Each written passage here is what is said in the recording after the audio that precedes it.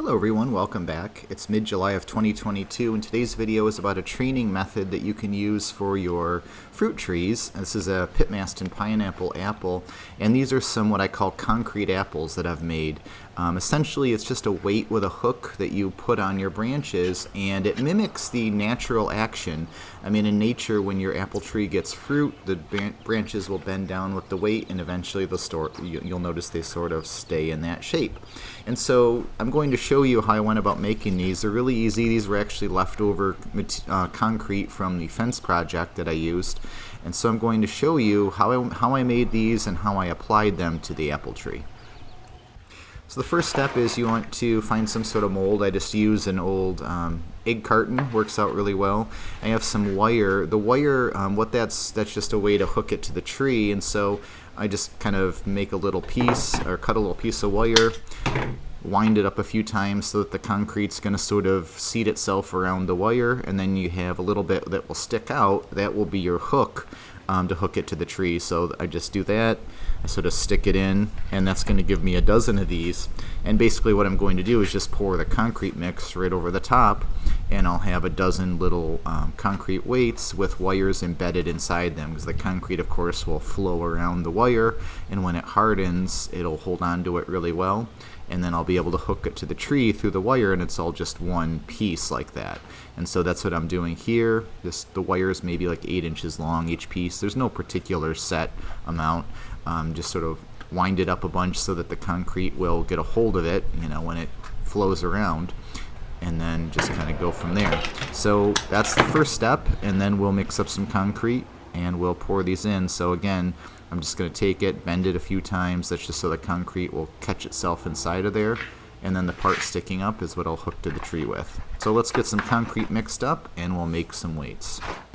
Okay, so we have the weights ready, so now I have my concrete mix ready. Again, this is just some quick setting concrete mix that I used for the fence. I had a leftover bag, and so that's what I'm using. I probably wouldn't choose this per se for this. I might use something a little bit more smooth in consistency, but this is what I had left over, and free is the best price. And so just sort of mix it up. I mix it as dry as I can and have it still work for this, because there's no reason to have it too watery. It won't really work for you. For this, it'll flow all over the place and make a big mess. So this is just enough to wet the rock down, and if you think of it, that's what it is, liquid rock in a sense.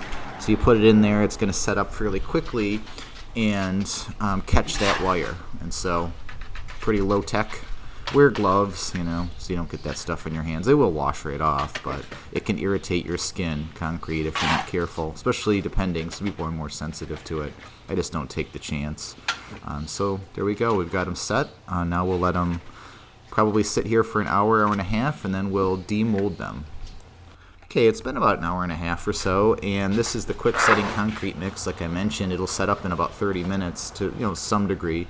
So what's nice about the egg carton, you can just sort of tear it, tear the cardboard. It's going to be soft because it got wet from the concrete, so it'll pop right apart really easy. So that's why I like egg cartons for these. You see I'm also using some Fancy Feast cans for some larger ones just in case, because I had a bunch of concrete, so I figured I might as well use it. So I'm just popping these out, and then I'm going to let these dry the rest of the way, probably the rest of the day, and then tomorrow I'll spray paint them green. You don't have to. You can leave them this color, of course. Some people spray paint these red or yellow or whatever if you want to be creative. I just wanted to sort of blend in with the tree, so I'm just going to use some dark green paint. And that's really about it. Then we're going to go ahead and hang them in the tree so that we can sort of bend the branches down. So I'll demold them, let them sit overnight, and tomorrow we will spray paint them green. Okay, so it's the next day. I've spray painted them green. I just threw some cardboard down on the ground and spray painted them with some leftover paint. So far this has been a zero cost job, and that's the best thing for these. You don't have to spend a lot of money on this kind of stuff. You can buy the branch spreaders, but what I like about these is they sort of mimic a natural action that already happens. So here's our tree that we're going to train. You can see it's very upright. I haven't done a whole lot with it. I'm just trying to get it established. Been in the ground a couple of years. The one to the right there is one that was trained this way, Calville Blanc. It's just a beautiful shape. It's one of my favorite trees that I've shaped, so I want this one to have a similar look to it. branching is pretty simple. You basically, you see that's a very upright looking tree. I'm starting to hang them in here, and the closer to the end of the branch, that you put them, the more pronounced the effect they're going to have. And so you can put 2 on a branch. I start with 1. They're pretty heavy, and so it doesn't take a whole lot of weight, you can see, to weigh these branches down. Just trying to find kind of the right size. I've got a couple, like I said, that were made out of cat food cans, so those are a little bit bigger and therefore heavier, but see, now we're starting to bend the tree down.